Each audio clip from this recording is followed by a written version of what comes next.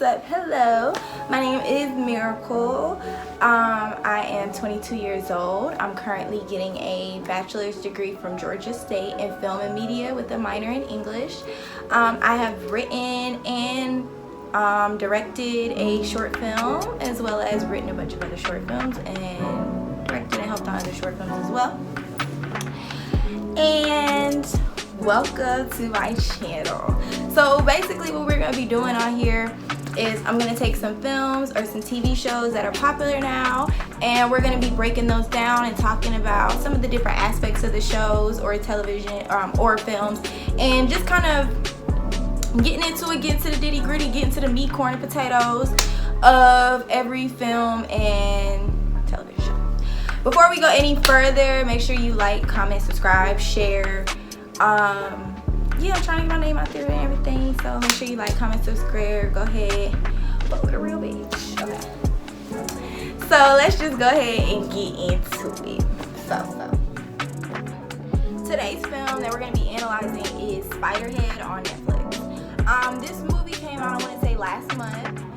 It's fairly new. It did receive kind of a lot of press, which is what made me interested into watching it. Netflix does have a very powerful marketing machine.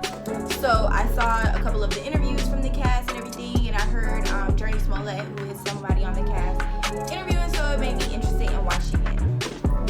So, don't excuse my notebook, but I do write my notes about everything, because I take this really serious. This is really like something I love.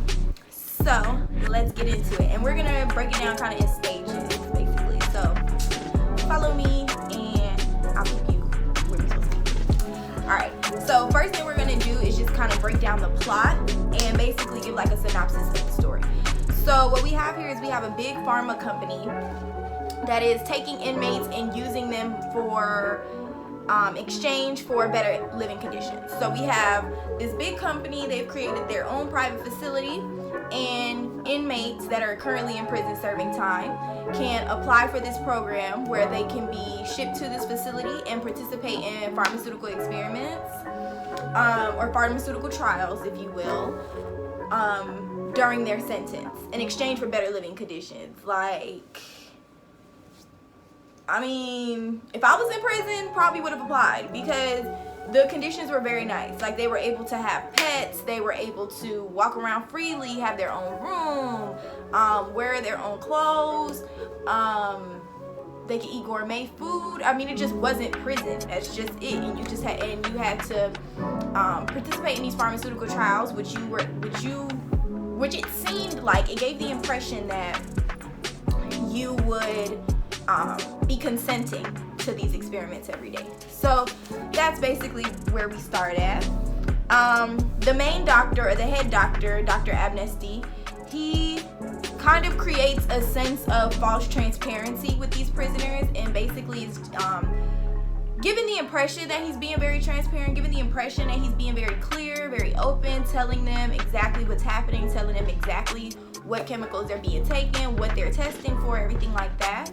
And so it makes the inmates definitely more comfortable. It lowers everyone's bar, it lowers everyone's red flags, it kind of just gets everyone in a more comfortable position. And I mean, beggars can't be choosers. If you were just a prisoner that was living in a cell with a roommate that you couldn't stand, that was dirty, nasty food, dirty showers, all this, and then you get your own little one-bedroom apartment, and you get to eat gourmet food, and you get to wear gourmet clothes, you get to do whatever you want to do, like,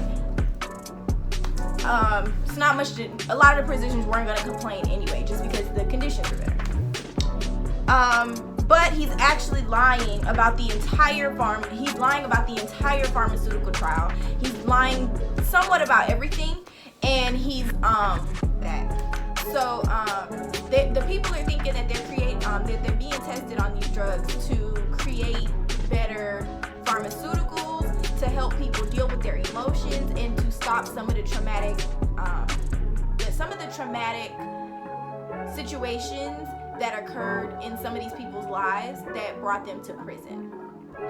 but actually he's creating a worse drug. He's actually creating a drug that makes them completely obedient. He's trying to create basically obedience in a drug, and that can make a person become completely obedient to the point where they will do something that is totally against their moral fabric, something totally that is against them, just because they were told to do it. And 2 of the prisoners end up finding out and exposing the entire pharmaceutical trial. That's basically the plot and the synopsis. Themes that are seen in this film. So one of the biggest things is pharmaceutical companies, and is it really good or is it really bad? Kind of what is the outcome or the moral compass of pharmaceutical companies? We see this a lot of times. I mean, how many times do you be on commercial, or do you watch commercials where, I just seen one the other day, it's a commercial for whooping cough or a skin rash, and you know, the commercial looks so pretty and she's frolicking through the park with her dog, or kissing her husband, or playing with her child, or swimming in the pool. It's just a beautiful commercial. But then when you listen to the side effects is like heart disease, heart murmur, blood clots, possible heart attacks.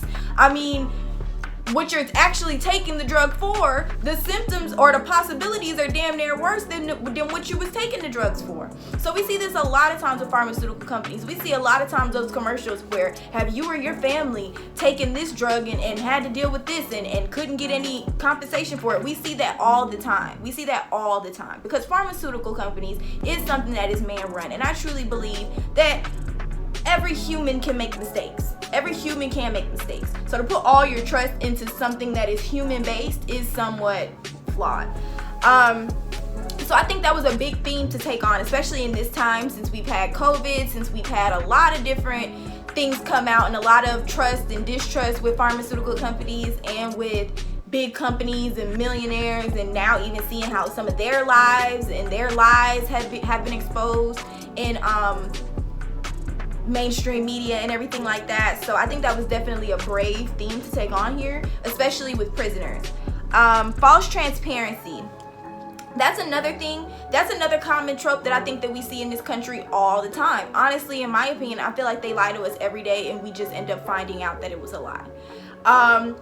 Literally, false transparency, I think that was definitely a big theme in this film. I mean, the Dr. Amnesty, he was acting as if, oh, I'm telling you guys anything. I have an open door policy. You guys can come in and this is what we're testing and this is what the effects are and this and that. He was very transparent about the other drugs. He was omitting a lot of things about the main drug, which was the obedience drug that he was testing, because he knew if everybody else knew that they were being tested to become obedient, they wouldn't want to be there. At that point, I might as well just go to regular prison if I can have my same thoughts, morals, and values. So,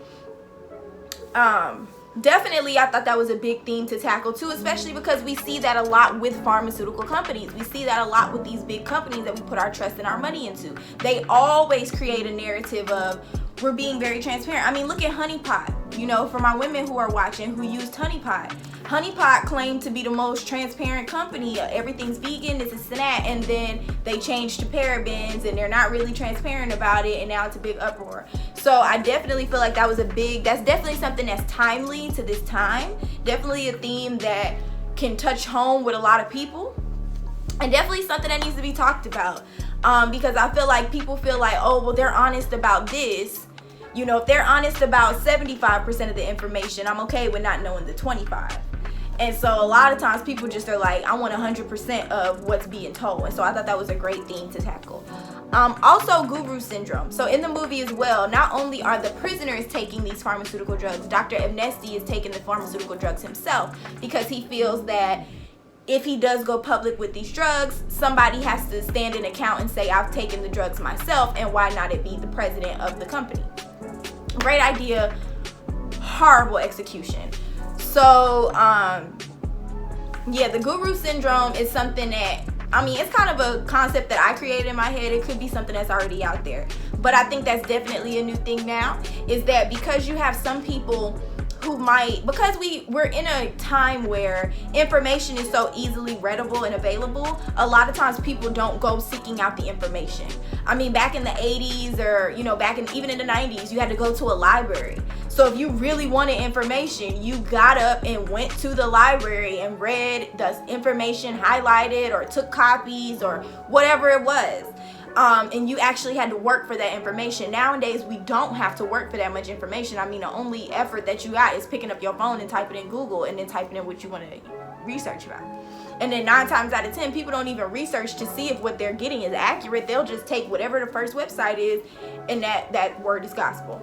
So what we have now is, because there is, like I said, there's so much access to information, and because we have less of a work that goes in, or effort that goes into getting that information, you have people who don't actually go hard and do research and answer all the questions that they might have. And you don't have people who do that research for themselves. Of every community you have, maybe, or of in every situation, like for example, in college courses, because I'm in college, you have about,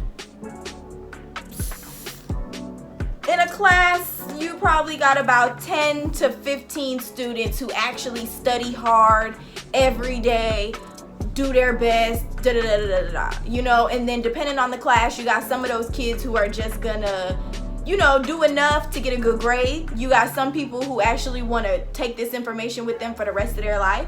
And then you have some people who just want to pass the class, so they just do whatever they need to pass the class. And then you have some people who just copy. You get what I'm saying? So what we have with guru syndrome is you have some people who actually do the research and bring out information. Because there are people who don't want to do the information, they only rely upon that person to be the educator for them. And so what you have is you have all these people.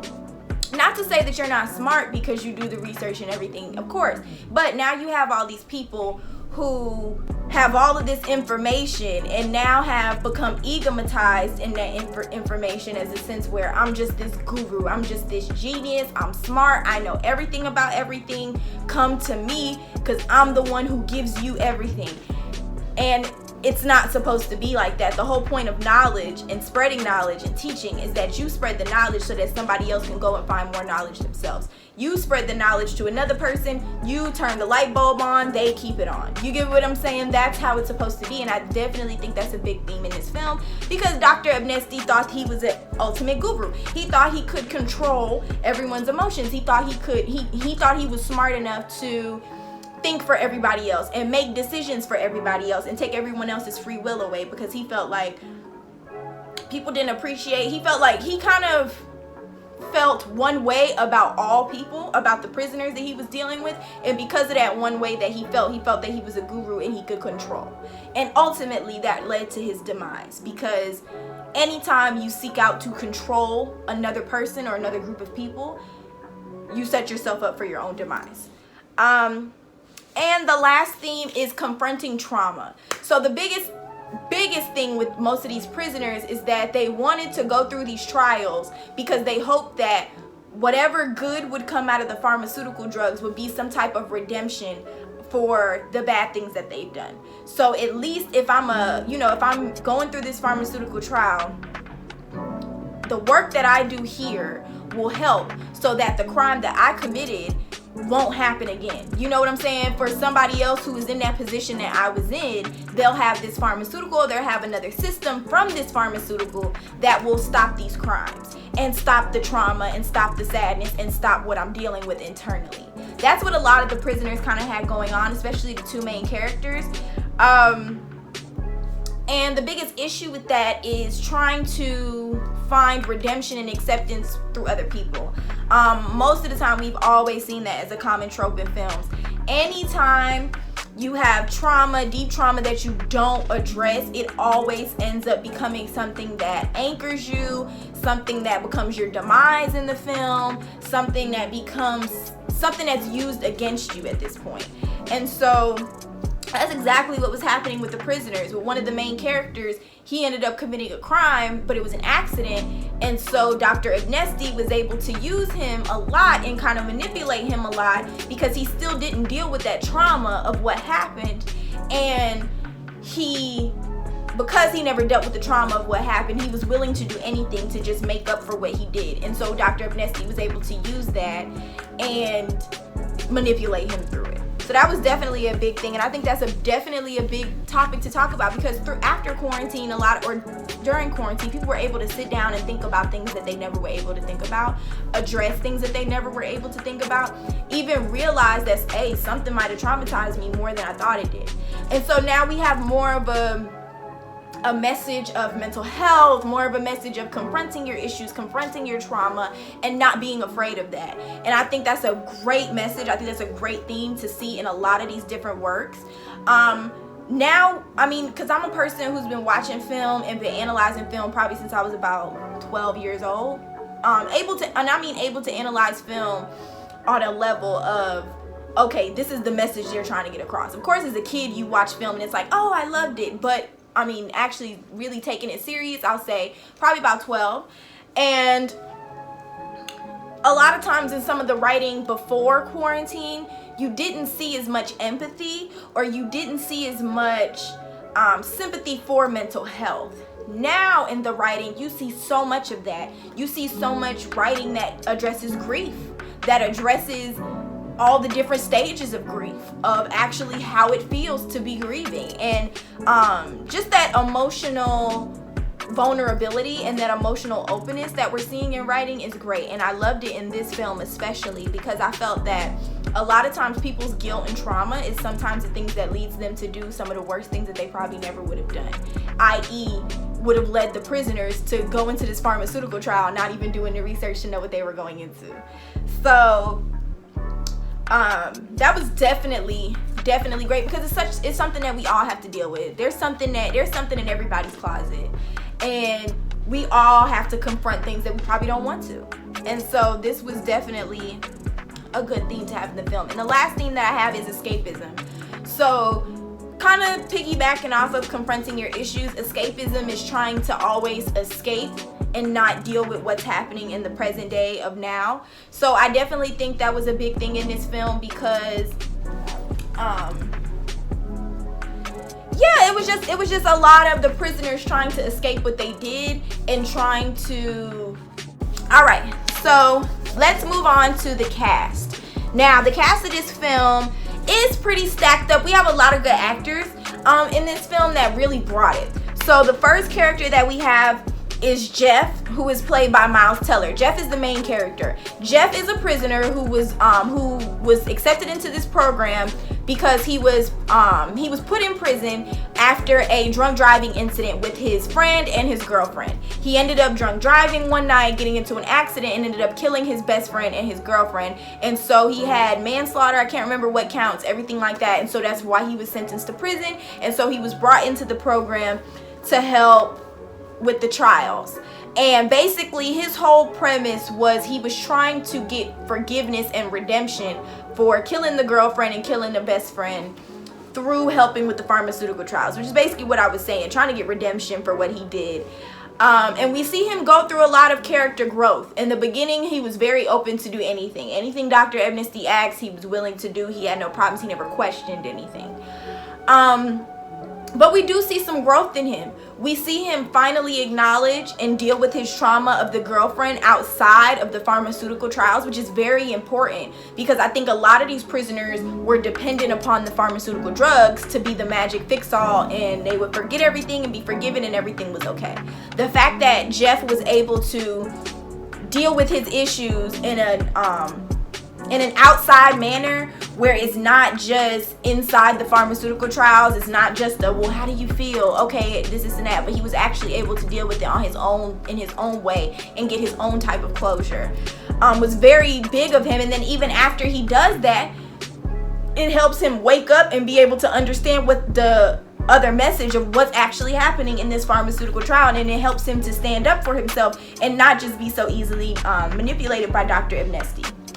So definitely Jeff's character grows a lot. And also through his relationship with his female counterpart, we also see him open himself up more, because in his crime he did end up killing his girlfriend, he loved her, and he felt very guilty about that. So in his new relationship that he's forming with his new female counterpart, he's opening up and addressing his feelings and being very honest for the first time, and actually giving his partner the opportunity to, you know him and get to know him and know him on a deeper level. Alright, so for our next character, we have Lizzie. And Lizzie is played by Jurnee Smollett. And just as a disclaimer, this is a no Jurnee Smollett slander zone. Okay? I'm a Jurnee Smollett girl. We ain't doing it. This is a Jurnee Smollett fan page. Like, but no, for real, like, Jurnee has been giving us performances ever since she told Cicely to get out the damn tub in the bayou. Okay? Jurnee been giving it to us since Full House, since I think the Cosby Show. She been giving it to us for a bit. Okay, if it's any Smollett that's gonna give it to us, it's Jurnee Smollett. So, and one thing about this role, she gave it to us. So the character Lizzie is also another prisoner who was found guilty for murdering her daughter. And it was pretty sad. She accidentally left her daughter in the car during the summertime, and the daughter ended up dying in the car. And she was sentenced to prison, and she came into the program same as everybody else, looking for redemption. And you see that a lot with her character. She definitely hides a lot of stuff about her crime, but we see her acknowledge and address a lot of stuff about her childhood. So what we can see during this trial is that even though she doesn't necessarily open up about her crime until like a certain situation, she is reflecting a lot on her life. And that's something that we see with her and Jeff. Because they're counterparts, their interests and things like that, and they're the two main characters, we see a lot of them doing their own self-reflection outside of the program, which is very, very important, because they ultimately become the two people who expose the program and blow the program up, and they ultimately become two people who become better because they were able to fix their own issues outside of the program and not depend 100% on the program. A lot of the other prisoners just let the program figure it out, and that was that. They didn't even think about their crimes outside of any pharmaceutical trial. But Jeff and Lizzie were the only ones who actually, were using their moral compass outside of the pharmaceutical trial, which is very important for their characters. Also, Lizzie represents a new beginning and a rebirth for Jeff. Lizzie represents a new start. Her and Jeff only have this common experience of being in this trial together, being prisoners together, and having to face their trauma and basically face their shit together. And seeing them do that, and seeing their own doing it separately in their own personal ways, and then also doing it together was a very good thing. I definitely feel like Jeff and Lizzie had a lot of good on-screen tension. The actor who played Jeff is Miles Teller. I forgot to mention that. Sorry. Miles Teller and Jurnee Smollett had a lot of great on-screen chemistry. A lot of great on-screen chemistry. And it was good. It was amazing for their bond and the characters' bonds, because they really saw redemption in each other. And or not in each other, but they were both walking the same trail together, and now they're starting over together. They're starting lives together, putting behind the trauma and starting over new lives as new, refreshed, renewed versions of themselves. And just overall, Jurnee gave it to us. I mean, I don't really know what else to say, because Jurnee is just such a great actress. She knows how to tap into the character and tap into the human parts of her characters, and be able to show us another side of the characters. So I love that about Jurnee. I love that for Jurnee. I loved this role for Jurnee. Also, she had a shortcut, and it was everything. We love a shortcut on Jurnee. So yeah, I think Jurnee Smollett did a wonderful job with her character. And Miles Teller. I think Jurnee and Miles really did great jobs with their characters, because if you would have never known their crimes, you wouldn't have never suspected that they committed those types of crimes. And so to see them go through this reflective state and to see them address it and deal with it and still love themselves afterwards is very which is a lovely performance. And I think it's a deeper message for people that are dealing with this in real life. You know, people self-medicate. Even though these are pharmaceuticals, I mean, people self-medicate all the time to try to escape their issues. And so to see two people, to see a black woman do it and then to see a white man do it and then to see them do it together is a very inspiring message. So I loved that. We also have Dr. Amnesty, which is played by Chris Hemsworth. Chris Hemsworth, I feel like he definitely did well. Dr. Amnesty is basically the man. He owns the pharmaceutical company. He created this program. He created everything. And we also find out he's running from his own trauma too. And that goes into the guru syndrome I was talking about. Because he had his own trauma. His father abandoned him, told him he was going to summer camp, and dropped him off at a group home and never picked him back up again. It's very sad, very traumatic. And he was trying to escape. So that's what drove him into pharmaceuticals. That's what drove him into even starting this program. Because he didn't want to, you know, he didn't want more fathers in the world abandoning their children, you know. And not like there's fathers abandoning their children everywhere, you know. You do have people who are just bad people, you know, but he created this, and it's what fueled his entire program and his entire project that he built his life on. His whole project was built on him not confronting his trauma. Had he would have just confronted his own trauma, got a therapy session, did it for a couple months, and, you know, did the work himself, he probably would have never came to his demise as he did in the film. He probably would have never became some egotistical guru that ended up ruining people's lives and killing people. Some of these people died during these pharmaceutical experiments. I mean, it taps into every human emotion. So your phobia, your fear, your deepest, darkest fears, your deepest, darkest regrets. There's some people who died during his trials just because he didn't know what the hell he was doing. So I like how Chris Hemsworth played this character, because this is a flawed character from the beginning. This is somebody who is very much just as flawed as his prisoners. And he is trying so hard to paint a picture that he's not that flawed, that you see it in other ways. He's trying so hard consciously to put on one face that in other moments, his real face actually shows. And it shows to the prisoners, it shows to everyone that this nigga might be a basket case as well. And I love how he played that role. Now, Chris Hemsworth is an actor. I don't know if I'm that familiar with his work. I'm more of the person who knows actors' faces better than I know their names. Like, I'm a person who has to connect a name to a face. So it'll be a lot of times I'll watch certain performances by actors and I won't know who they are until, like, I'm able to connect the name to the face. So I'm not really familiar with a lot of his other work. I don't know what other roles he was in before that, but I think this role was definitely challenging because it's easy to play a smart guy. It's easy to play a scientific guy. It's easy to play the scientist who is testing everything and wants his experiments done. But it's even harder to play a flawed man who is running from his own trauma.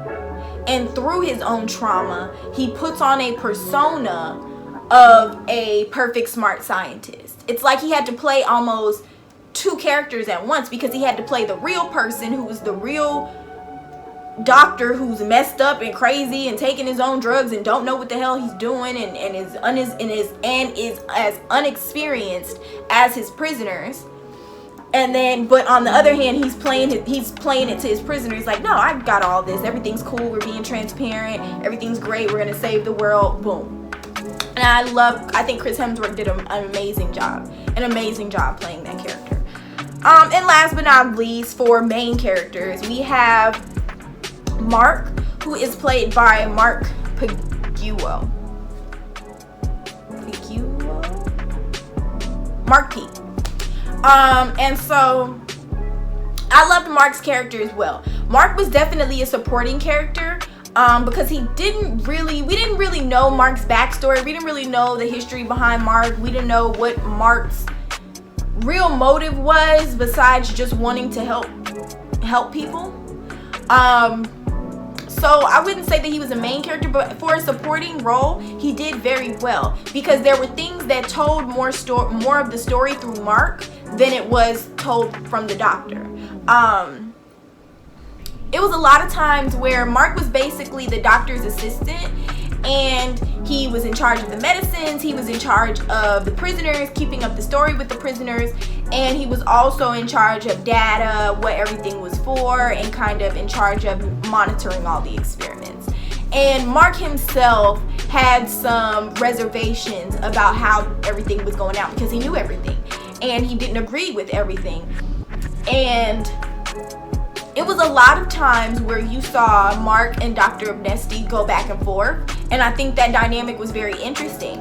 Mark was very subservient in the beginning of the film. One thing we see in the film with all the characters, just as a disclaimer, is a lot of growth, a lot of progression, and a lot of moving toward going from someone who didn't speak for themselves for someone who did, or going from one type of person to totally being a different type of person. And we see that with Mark as well. He's very subservient, he's very soft-spoken, he doesn't really say how he feels to Dr. Abnesti, he doesn't really say his opinion to Dr. Abnesti. Probably really doesn't even like Dr. Abnesti, to be honest. But he's more cares about, I just want to help people, I just want to help people, I just want to help people, until he sees that this is not something that's helping people at all. And I like that his character definitely aided in the exposing of the pharmaceutical trials, and I like that a lot. I like that he spoke up for himself, and I like that he advocated for himself, because a lot of times people in support positions feel like if I say anything, I'll just be fired and replaced. But it still is important to speak up, and I like to see his character growth. Like I said, he went from a character that really didn't say nothing, that was just yes, no, to actually putting his foot down and saying like no, Abnesti, and going and getting the police and everything. So I love the cast. I think the cast definitely brought it and gave us great performances in this film. So we're gonna get into some technical notes. So some of the technical notes that I had was the non-diegetic sound and the direction of the shots in the film accentuate the underlying themes in this film, which they do. I do feel that we have a lot of wide shots at some point, which establishes where we are and everything, but I do feel we have a lot of subjective and close-up shots and focus shots that kind of give the actors time or the opportunity to show more of their characters in the emotions through their faces and their facial expressions. It's a lot of moments where for example, there was one moment where they were testing one pharmaceutical that made everything seem beautiful, and so they took Jeff to a landfill, which is the least beautiful place, and because he was on this drug, he thought everything was beautiful. And we had a lot of close-up shots of him, we had a lot of close-up shots of what he was seeing, and so I definitely feel the direction of this film definitely gave us the extra telling of the story that we never would have seen. Even in the way they shot some of the experiments. There was one experiment where it ended up in two people having sex, and it wasn't shot like a traditional sex scene where it's very romantic and you see close-ups on the character's face. It was shot kind of like how you would watch an experiment between two people, and it kind of put us in this place of disconnecting what we normally associate our emotions with. So if we see two people on screen having sex, we'll associate that with romance and love and a relationship between people. If we're seeing that on camera but the direction isn't giving that, then we're thinking, oh, these people are just having sex for something else, you know. So definitely helps us as an audience be able to disassociate from some of our emotions, as most of these prisoners have through this trial. A lot of detailed shots and subjective cinematography that puts us as the audience right in the story and right in the character's world. Same thing. We do have a lot of shots that are just deeply subjective and a lot detailed. And yeah, it makes it realer for us. It puts us right in the story. If everything was shot from a wide angle, we'd just be looking at stuff that other people are doing. So we would still be, the experience we're having is me in my house watching this, as opposed to I was in my house watching this. Now my experience is me connecting emotionally and thinking about my own stuff, and now connecting my stuff to the character, and now I feel connected. Now I feel like I'm a part of that character, and now I'm rooting for this character. And we had a lot of shots of big masses of water, which give us a sense of alienation and isolation. Big masses of water symbolize a lot of things. Yes, water does symbolize life, rebirth, purity, cleanliness, holiness. There is a lot of positive meanings, but water, big masses of water can mean a lot of things. If you look at some of the most notorious and some of the worst prisons in this country, they are not on land. They are in the middle of a big ass body of water. Rikers Island, Guantanamo Bay, most of the prisons are on a big ass island. Because for people, being one person, seeing a large body mass of water makes you more self-aware of your own space. And me personally, me seeing a big ass body of water makes me feel scared and isolated almost, because I know how little my ass is in that big ass thing of water. No matter how big I think I am this big in that big ass thing of water. And I know that water can take me down at any damn moment. No matter how hard I try. If I'm at the bottom of the ocean, I'm at the damn bottom. And I definitely feel like that was the message here. The facility was built just like a prison on a long ass body of water. It was meant to create this sense of isolation, alienation, and since I'm here, I just need to do whatever they need me to do because I need these people to get out of this situation. There's no way for me to really escape on my own. No one else had a feeling or inkling of escaping, because how could you? I mean, even think at Rikers Island, do they ever have people who attempt to escape? How could you? Yeah, you gonna get out the prison, but then you gotta swim 30 miles back to mainland, and most people can't even swim. And I mean, shit, a human person swimming, you're not gonna make it 20-30 miles just on your own. At some point you're gonna have to take a break, but you in the water. So it's like, I definitely feel like that large body of mass definitely gave us, and those big shots of the body of water and those shots of the boat driving up to the facility with that water definitely gave us as the viewers like, oh shit, this is some secluded hideaway shit. Like, they can really do whatever they want, and it does give you a sense of discomfort or distrust. About today is the music in the film. So the music in the film is definitely important. For those people who think music is kind of just there to fill up the time, absolutely not. Diegetic and non-diegetic sound are very, very big and are very, very thought through. Even if you thought that they weren't, they are. Any song that's put, first of all, most of these songs that have to get cleared to put in these films take a lot of work. So you're not just gonna, put all this work in just for nothing. So let's get into the songs of this film. The genre of music that we hear commonly in this film is soft rock and a little bit of soul. And that's very important. Those are both two genres of music that put a level of comfort within the viewers.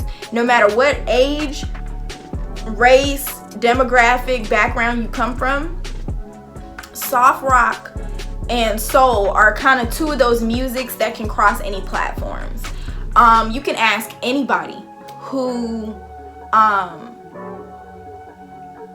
Aretha Franklin is. I'm sorry, I almost forgot her name. My mind had went blank for a second. You can kind of ask anybody from any genre who Aretha Franklin is, and somebody can give you an answer. Somebody, they can give you some type of answer. Maybe somebody who's black might give you a more dramatic answer. Somebody who's white might not give you as deeper of an answer, but somebody can tell you who Aretha Franklin is. If you went and asked who Ella Fitzgerald is, somebody from any type of, she's more jazz, but even still, it's one of those genres that can cross over. Same with soft rock.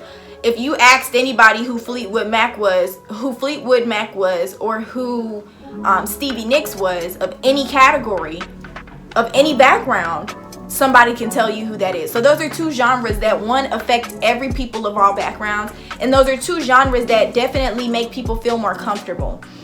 Soul music was usually played more in the home.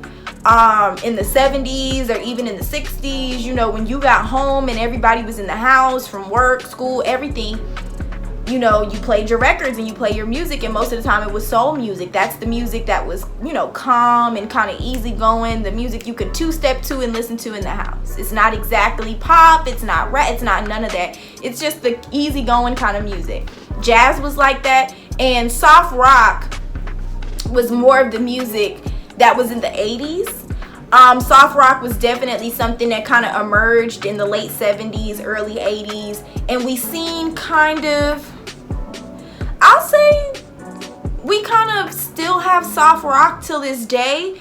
I do feel like at some point soft rock kind of got a little bit blended in with grunge music. But I'll say maybe till about the mid 2000s is when we kind of see soft rock not as big. We definitely had other music genres that popped up during that time as well. But there are definitely two types of music that make you feel comfortable, that put your guard down, that kind of, you know, make you feel comfort and, you know, stability, if you will. And there are three major songs in the film. So we have the Logical song. That is the song that opens up the film. It's by a band called Supertramp. And the song is basically, the lyrics and everything is about acceptance, feeling alienated from the rest of the world and wanting to be accepted and wanting to kind of feel normal and feel okay. And that's a common theme. That's basically all of the prisoners, that's what they want. They want to feel accepted. They want to feel forgiven and redeemed for their crimes, and they want to feel normal again. They want to feel like they can have lives again. And I think it was I think with the opening sequence, it was the perfect song. It was the chef's kiss.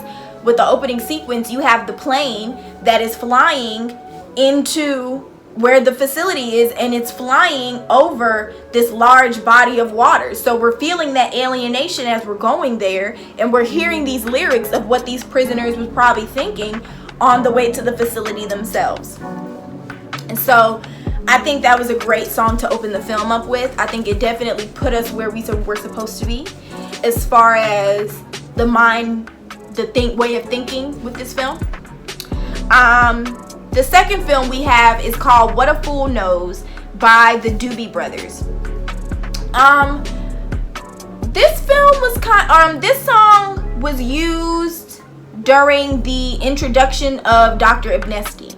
And the lyrics kind of imply a clever and convincing man that kind of fools people, and that he also is a fool himself and doesn't realize he's a fool.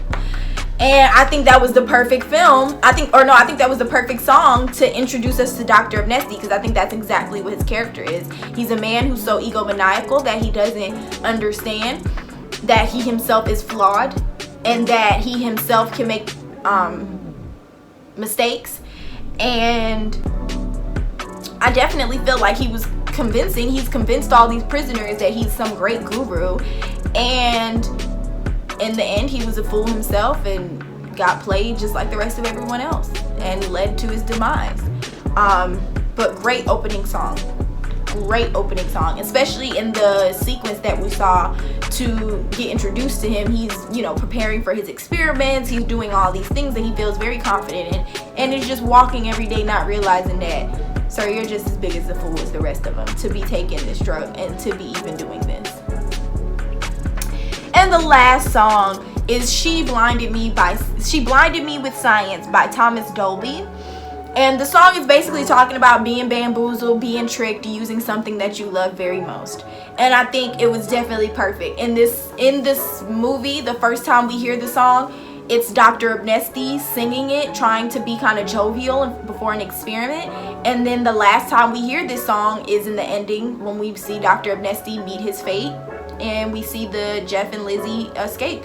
And the song is basically talking about being tricked, and that's exactly what happened with Dr. Abnesti. I mean, that's exactly what happened, literally. Dr. Abnesti thought that he knew everything that was gonna go down, and he got played, and then he ended up like the rest of it. I mean, the music definitely totally was right with the theme and was very much appropriate and very much the perfect songs for these themes. And we do have one soul song, which is Take Me There. I think that's by Aretha Franklin. Please don't kill me if it's not by Aretha Franklin. But, you know, I'll take you there. And I think that's definitely a song that everyone feels comfort in. Like I said, from every type of background. And we hear that song in a flashback of when things were happy. So definitely feel like the diegetic and non-diegetic sound in the music of this film was probably chef's kiss. The best compliment to the writing, the direction, and the themes that were already in the script. And the last segment that we're going to talk about is symbolisms. So there are a few symbolisms in this film, and it's a lot of more color theory symbolisms in this film than like character or like cartoon or anything like that. So the first symbolism, or the first color symbolism that I noticed, is the color yellow. Now we see yellow a lot in this film, like a lot. It comes up a lot of times, maybe even in moments where you might not have even noticed it. Yellow is definitely a background image in this film, and I wondered why. Because a lot of times when people see yellow, you immediately think happy, good, everything's great. So I don't, you know, for this to be such kind of a dark film, yellow. So I actually looked up what the symbolism of yellow is. There are two different meanings behind the color yellow, and I do feel like they were used in two different ways in this film. So the first meaning is that yellow can symbolize happiness and optimism and comfort, which is usually what we see with yellow. And so there are times when it's featured in the film where it's giving this message. We see in the opening sequence, when we first meet Lizzie, she's wearing a bright yellow sweater. And we're introduced to her after Jeff has now seen her after his trial. So after he's going through this weird pharmaceutical trial and he's on a weird feeling, his comfort is through seeing Lizzie, and his happiness is through seeing Lizzie. So every time that Jeff encounters Lizzie, for the most part, she's always has something yellow, whether it's her yellow shirt or a sweater or just something on her clothing or something that she's carrying. But yellow is always going to be a part of what Lizzie has on as far as when she interacts with Jeff, because for Jeff, she is his happiness and his comfort. We also see that in Jeff's flashback with his girlfriend, she's wearing a yellow shirt. And in that flashback, he's in a comfortable, happy space. In that moment where he's hugging his girlfriend and everything like that, that's a happiness, that's a happy and a comforting environment. So the yellow shirt on his girlfriend in the flashback definitely plays into that. And the yellow kitchen. In Spiderhead, the kitchen is yellow. The whole kitchen is yellow. It's just a darker color, shade of yellow. And because there's other things in the set to play off the color, you don't really notice it unless you pay attention, but the whole kitchen is yellow. And this also symbolizes happiness, comfort, optimism, because this is Lizzie's comfort space. She loves to cook. She had culinary experience. She's always been a cook. She was a cook or I don't know if that's when she got arrested. I don't know. But cooking was always a solace and a comfort and a happy place for Lizzie. And the kitchen is where Jeff and Lizzie used to work together, where they cultivated their relationship. So, and you know, in those areas is where you see yellow being used for its more positive meanings. And then you have the negative meanings. So the second one, yellow can symbolize betrayal, egoism, caution, and physical illness. And there are times when it's used for that as well. For example, every time they experiment, the chairs that they sit in are in yellow. So every time that they're going through one of these trials and they have to sit down, the chair is always yellow. And that definitely symbolizes betrayal, because one, they think they're being tested for one thing and they're being tested for a whole nother one. So they're being betrayed on that level. And two, caution, because they think that they're going into one and now they're being confronted with something different. And it can be physically hurtful. And that does play into ego, because they're all being hurt because of someone else's ego. Also, on the plane where the prisoners come in at, the opening plane, it has yellow stripes. Also, caution. I would say definitely caution with that, is that you know, need to be cautious of where you're going. Jeff's car that he drives, that is the accident that he ends up getting into the accident with, is all yellow. And it's a fast car. And so that definitely plays into physical illness, because of course they got into a car accident, but that also can play into betrayal as well, because he betrayed his best friend and his girlfriend. You know, they trusted him with their lives getting in this car with him, and so he betrayed that by putting their lives in danger and ultimately killing them. I mean, that's very sad. And also yellow on the chairs in the facility. So a lot of the other chairs in the facility are yellow. And I think that's done for two reasons. One, I think that's done for the characters, the prisoners. If they see all this yellow, it's immediately going to connect them to optimism and happiness and everything's okay. So that's going to be their feeling and their mode going into this. It's happiness, and everything's going to be okay, and everything's going to be great, and we're going to be great, and it's all just going to be great. And so they, you know, it's a bright color, it's a vibrant color, it's a color that raises people's spirits. A lot of people get happier when they see the color yellow. So definitely it's brought in there to kind of ease us. It's brought in there to kind of, you know, make us feel comfortable. And so we would, if we were in this pharmaceutical trial, we would have felt comfortable with everything that's going on, even if you think about it, you know. So definitely there was a lot of symbolism used with the color yellow. Also, another color that is very prominent is the color gold. So gold symbolize gold. We do see gold a few times in this too, and gold has a totally different symbolism from yellow, because gold is its own color and it's mixed with different colors. Because they said gold, when I looked it up, gold is the cousin of yellow and brown. Have no clue. I thought it was just yellow, but apparently it's yellow and brown. So, gold symbolizes accomplishment, overindulgence, distrust, and complexity. Now, there are positive symbolisms for gold, but because gold wasn't used in a positive scene in this film, I didn't see it be used in a positive way. We're just going to stick with the negatives because it was used in negative ways. So, accomplishment, overindulgence, distrust, and complexity. If you pay attention, the glasses that Dr. Abnesti wear are gold frames with brown at the back. So this definitely plays into that, of his distrust, of his complexity as a person, and his overindulgence into emotions and controlling people's emotions, and his overindulgence to control, period, and people's trauma. And then we also have the gold stars on the bingo card. Now, the bingo card is very important. Basically, every pharmaceutical drug has a letter and a number. Same as bingo. So most of the experiments that most of the pharmaceuticals that he's telling everyone he's testing them on are all based off of bingo numbers in a bingo card. Which is so frivolous when you really truly think about it. It's so frivolous that you based pharmaceutical drugs that you're putting in people's bodies off of bingo numbers. So it's so frivolous and shows just a lack of empathy and compassion for people's lives, destinies, and fates, and everything else. So the gold stars on the bingo card is very important, because for every experiment where he learns something, he puts down a gold star. And the actual obedience drug is the only drug that never got a gold star, because that's actually what he's testing. He knows everything else is going to work, so he's not testing that. But he puts a gold star because he wants to clear it off the bingo board, basically. And so, you know, in those situations, we see be used for overindulgence and distrust. Now, with the gold stars on the bingo cards, accomplishment is a thing. Because even though it's a negative trial, he is accomplishing something. He's moving forward with his goal. So, definitely accomplishment in the gold stars, but it's also with distrust and overindulgence.